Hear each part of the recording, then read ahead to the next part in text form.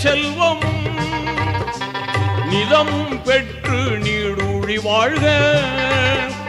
ஆண்டவன் அருளால் குழந்தைகள் ஈன்று அறமாய் நபி வழி நடந்து வாழ்க.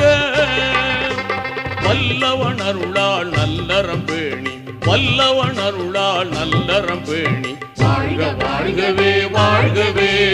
வளமாய் நலமாய் மணமக்கள் நூறாய்